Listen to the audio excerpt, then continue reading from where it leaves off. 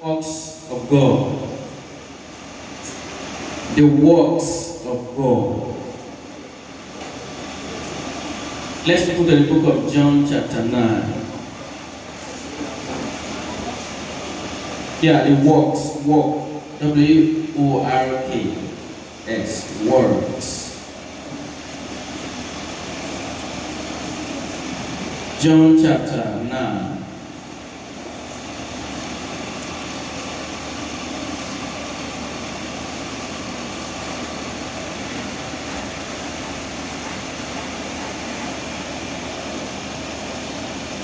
I'll start reading from verse 1. And as Jesus passed by, he saw a man which was blind from his birth. And his disciples asked him, saying, Master, who did sin, this man or his parents, that he was born blind or born blind? Jesus answered, neither had this man sinned nor his parents, but the works of God should be made manifest in him. Verse 4 says, I must work the works of him that sent me, while it is day. The night cometh when no man can work. As long as I am in the world, I am the light of the world. When he had thus spoken, he spat on the ground and made clay of the spittle, and he anointed the eyes of the blind man with the clay, and said unto him, Go, verse 7, wash in the pool of Siloam, which is by interpretation sent. He went his way therefore and washed and came. Praise the Lord.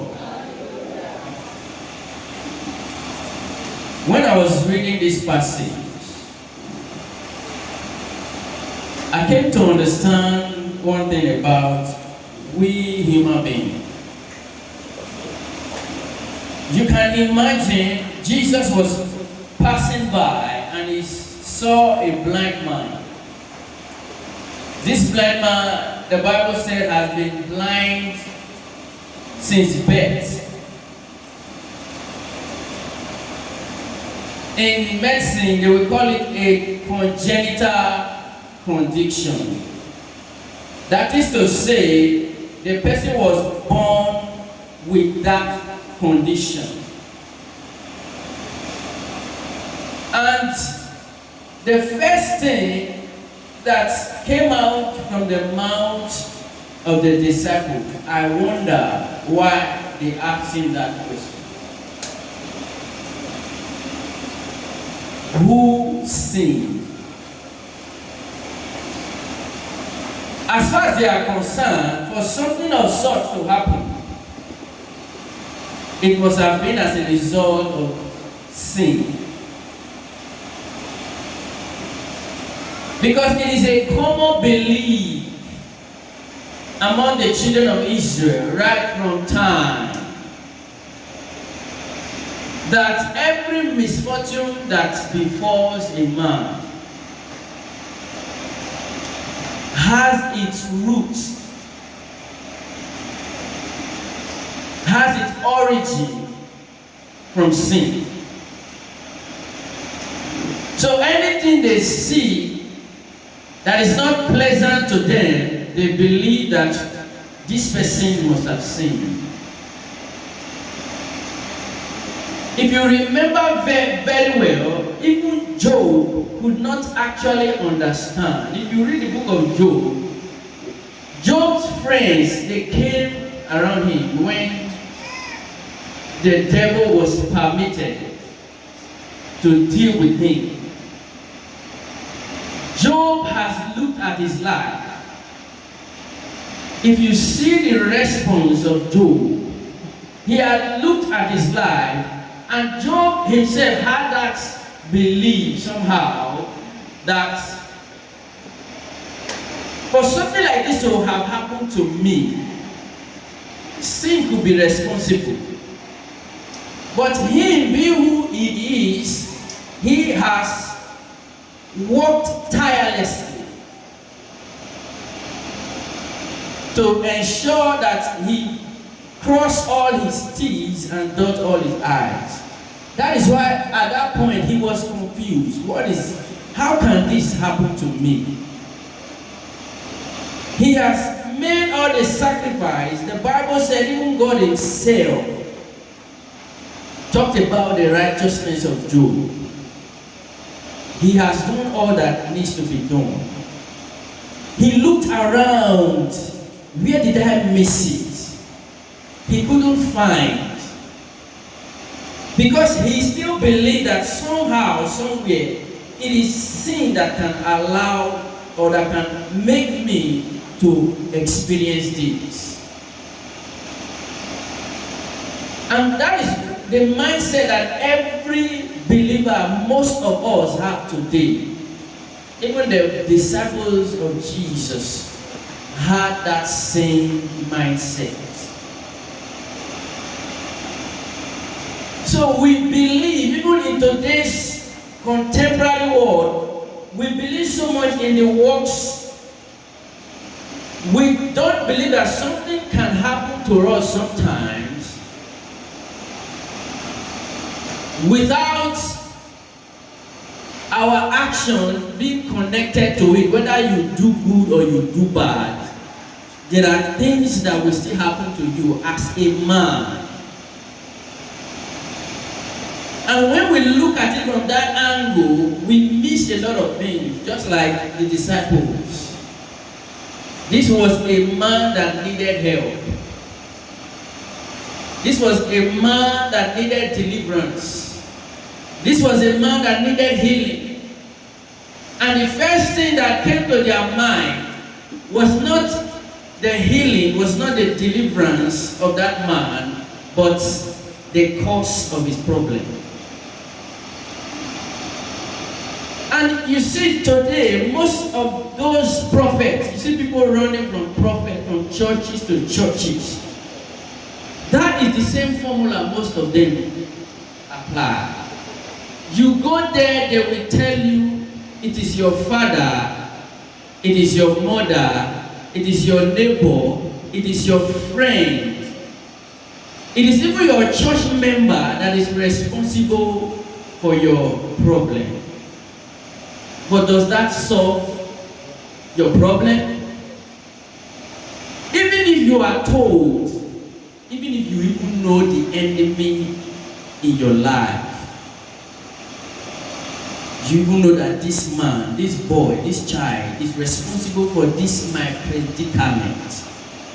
You have little or nothing to do about it. The Bible says, suffer not a witch to live. You cannot carry gun and shoot a witch. Because the Bible says, suffer not a witch. Because in the court of law, there is no witchcraft. And if you do that, you may have even truncated your life, and the law will take its course. So physically, you have nothing, little or nothing to do, even when you know. So I began to wonder why people still run to these men, to these prophets that deceive them. They don't have solutions, but they have the cause. They can tell you the cause. They can tell you the cloth you are wearing, the color of your pants or boxers. And the body you are wearing those pants is still carrying the disease. Is still carrying the sickness. And that is what most of us want to hear, because we are programmed to act that way. So it is my enemy, it is my enemy, it is because somebody has sinned. That is why this thing is happening to me. That is why I have sinned myself. It is my mistake. At times, I'm not trying to say that Sin does not have consequence. The Bible says the wages of sin is what? Death. I'm not trying to say that you do a thing or you do something against the will of God and you will not get the repercussion. It is normal.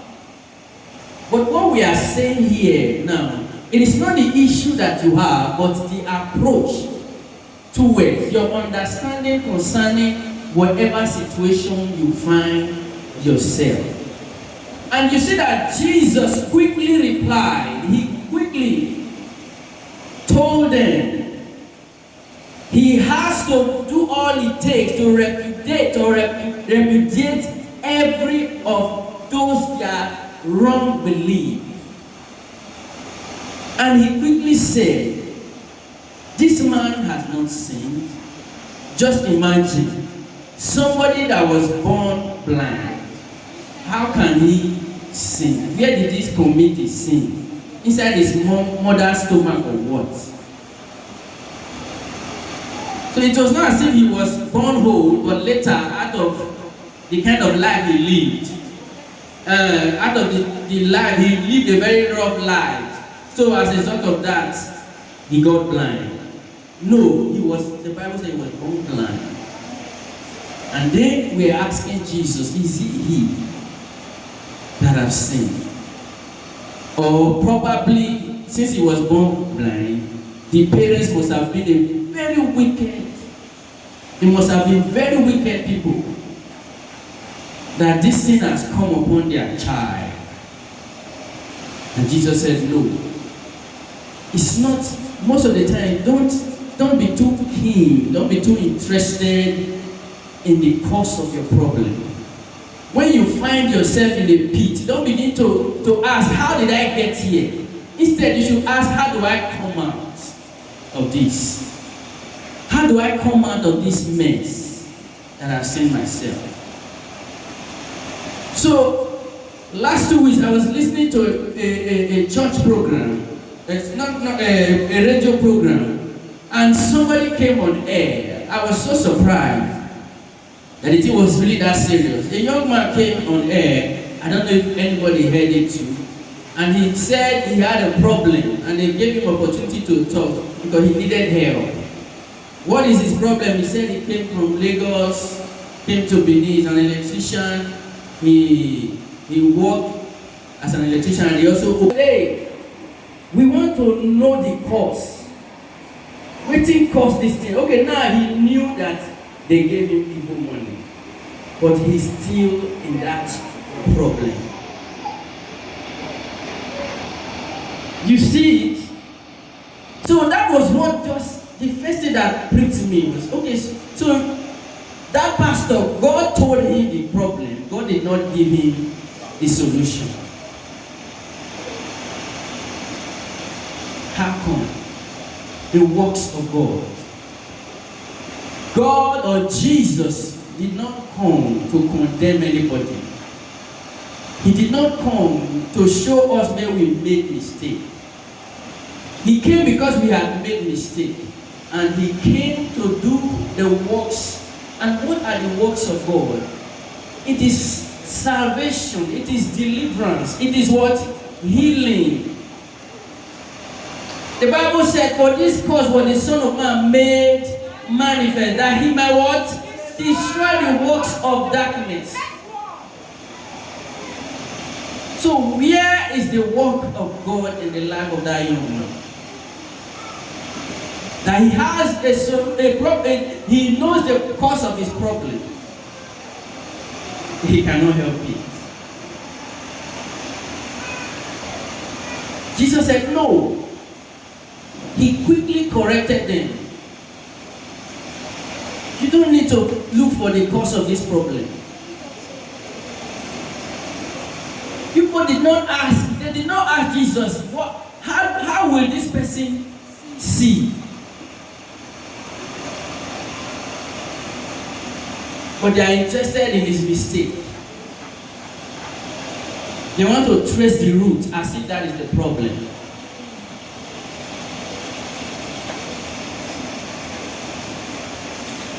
So most of the time, we as believers, we must understand things from the angle of God. And even though people have gathered and have planned against you, they are working against you, yes, there are enemies. Sometimes your sin could even result in your predicament. But he has come for this sake. He said, I did not come for those that are what? Healthy. He said, a physician, a doctor, if you are healthy, you don't seek for an appointment with what? A doctor. It is only for the sick. So he knew, the Bible said, all have sinned. And look at Jesus. He's still saying that this man has not sinned, neither his parents. Does that make them perfect people?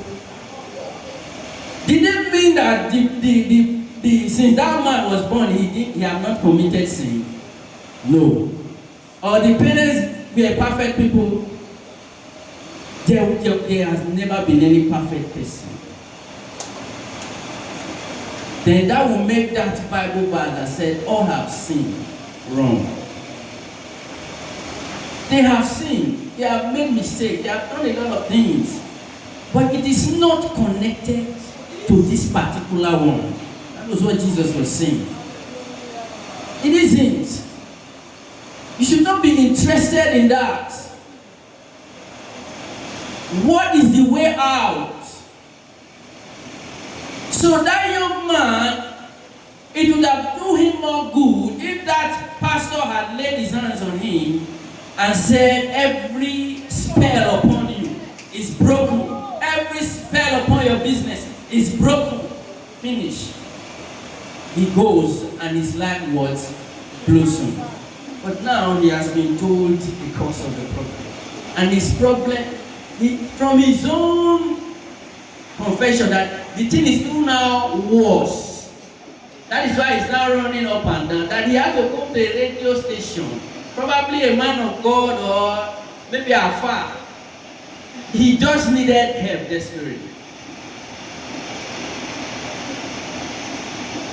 Just imagine if Jesus had told them that, well, it is his sin.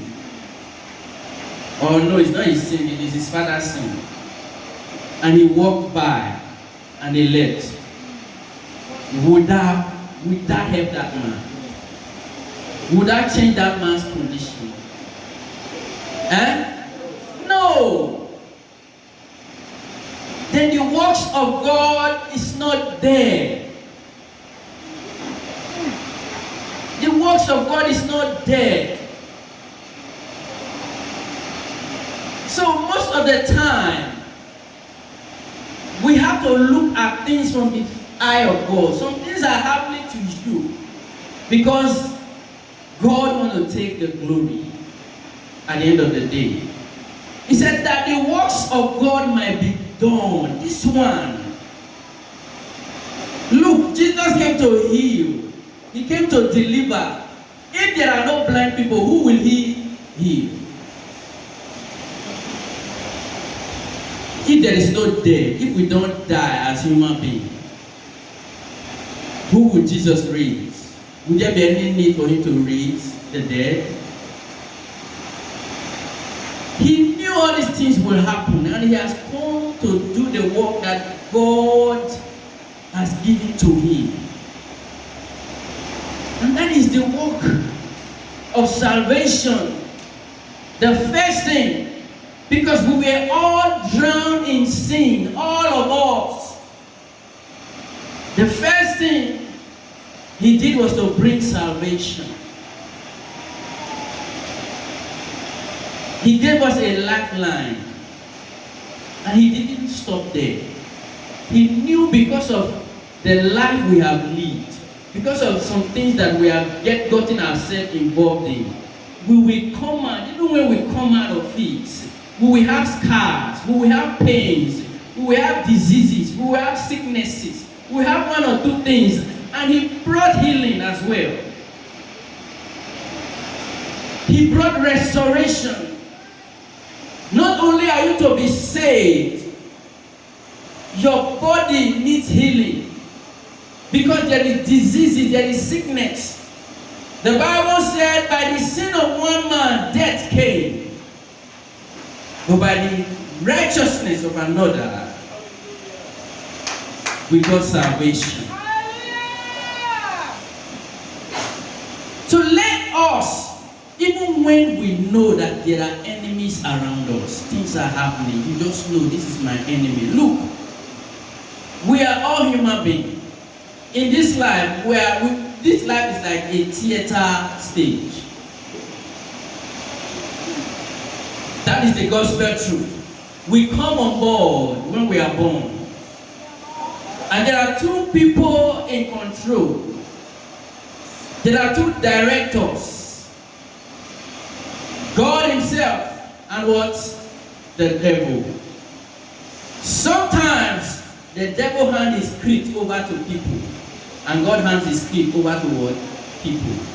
So the way you live your life, you are either acting out the script of the devil or the script of what? God. And those people that gang up against you as a child of God, they are in the script of the devil. They are allowing the devil to use them. But ultimately, the Bible said all things work together for good. You can remember the story of Joseph. Let's read Genesis chapter 45. Let's quickly go there. Because Joseph, verse 5 to 8, yeah. Slavery. Joseph knew that they were not in control. They were in the plan of God. Ultimately, they were working for God, not knowing. But they allowed themselves to be acting out the script of the devil. This was the time that Joseph was opportune to deal with them, to pay them for that their evil. Imagine the betrayal of selling their own brother into slavery. If you read that Genesis or Joseph's story very well, you will see how Joseph suffered. But God made everything easy for him. They didn't care. They didn't go out to go and be searching for him. Say they were searching for him for years. They continued their life. Anything, probably it has ended. But Joseph was looking at the story from a different angle. That is why he could forgive them. If you don't have that kind of understanding, forgiveness becomes difficult. True. Forgiveness is not always easy. Why do you think that Jesus was able to say, even when he was being crucified, nailed to the cross, in the heat of his excruciating pains, he said, Father, forgive them. For what? They don't know. Some of those your enemies don't know what they are doing. There are powers that are in control. But when you have a greater understanding, you know where to place them. You are always a step ahead of them. So when Jesus said we have to forgive, that our Father will forgive us, he was not missing words. It is key, very important. But for you to forgive, you must have this mindset. Even if somebody does something that you know, this person, he know what they do, he do want to harm me. Yes. Can you forgive that person? It is hard if you don't know that he doesn't know what he's doing. But if you know, it's like a man and a woman that is married, and the man is under a spell of another woman. And as a result of that spare, he begins to maltreat the woman of the house or the wife in the house. The woman will be bitter, the woman will not be happy. But if tomorrow she comes to realize that everything my husband was doing was because of the spare, Bini go say, he's not doing it in his right sense, consciously. I know the man that I married. Ordinarily, he couldn't have done this to me. So when you realize that there was a power behind his action, it will be easy for you to forgive that man. But if you know that, or if you still believe that, forget it, and today that they see who power they control, who juju they carry, it will be difficult. All have sinned and fallen short. I'm not preaching forgiveness, but I'm trying to tell us that we as believers, we should see things from the eye of God. The disciples were not seeing it from the angle of Jesus. That was why they were interested in the sin. They were not interested in the healing. They were not interested in the deliverance. They were like most of us. But Jesus said no. And after he said that the works of God might be done. All these things happen so that God will see something do. That people will see the works of God on display. Because if you read further, after Jesus finished, he said, I must walk the work of him that sent me while it is what? Day. And immediately he told the man, go. The Bible said he spat on the soil, rubbed it, and anointed the man's eyes with it. And said, go to the pool, Shiloh, to wash. The Bible said he went there, he came back seeing. Did it end there? If you read further, the Bible said neighbors around, people saw a different person. They began to ask themselves, is this one not that blind man? Now, what are they doing? They are seeing the works. Praise the Lord. They are seeing the manifestation of the works of God in the life of that man. He's so transformed that they could not recognize him. It was difficult, but just because of his eyes, you can imagine, just only his eyes that was changed. He did not do plastic surgery.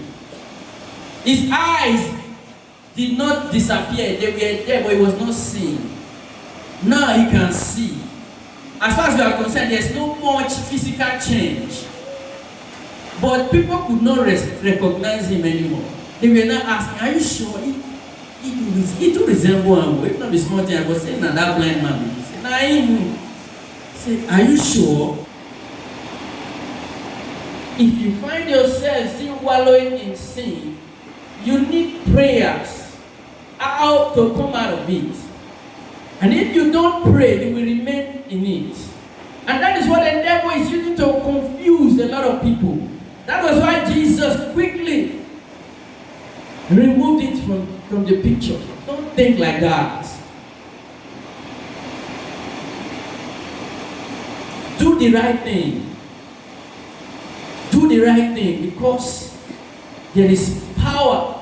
There is an opportunity. There is a door that has been opened before you. May God help us in Jesus' name. May God help us in Jesus' name.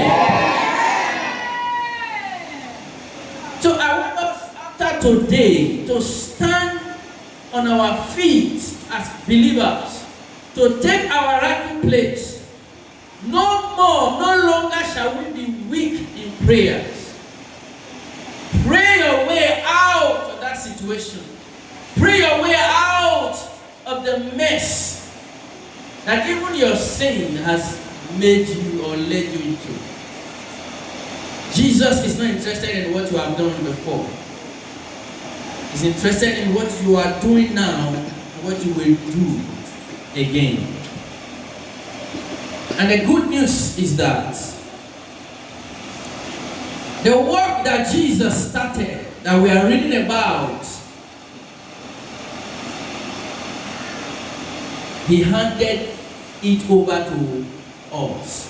That is to say that it is now our duty as believers to bring healing to people. It is now our duty as believers to bring deliverance, to bring light. He said, so long as I'm in this world, I am light. I am light. So when you come into a home, when you come into a marriage, your presence in that home should radiate light.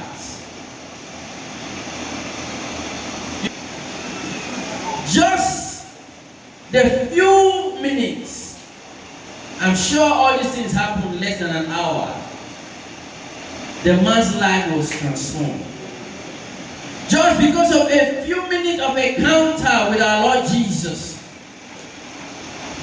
something changed in the life of that man, and it changed his entire life. I pray that because we have come today, all of us here now, we have spent more than 1 hour here, so far so good, for the early comer. Therefore, you are qualified for the touching of the Holy Spirit. And everybody that came here and have spent time with the Lord, I pray this morning that God will visit your case in the name of Jesus Christ. God will change your story and He will turn your situation around. That people that saw you enter the church, people that saw you left the house this morning, when you return back, it will be difficult for them to recognize you. Because God must have done a new thing in your life in the name of Jesus Christ. It may not be physical, but spiritually, the Bible said the spiritual controls the physical. So when God does a thing spiritually in your life today, it might just take a year, it might take 2 months, it might take 3 months, but at the end of the day, your story will change. In the name of Jesus Christ. There are people in the house, but by the house I was not the one preaching, he was not a pastor. But he did what even the pastor could not do. That is to tell you that you that is sitting down here, God is waiting for you until you make the move. Some of us are waiting for pastor. We are blaming pastor. That church, they know they pray. They are not man and the pastor too weak. Are you not weak? If you are not weak, why do you need the help of the pastor? Stand up. We are believers. We are soldiers of Christ. We must stand to face life headlong and defeat the enemy to a standstill. May God give us the strength. May God give us the grace. May God give us the power. In the name of Jesus. And if there is anything that the devil is using to hold us, to tie us to one point that we cannot make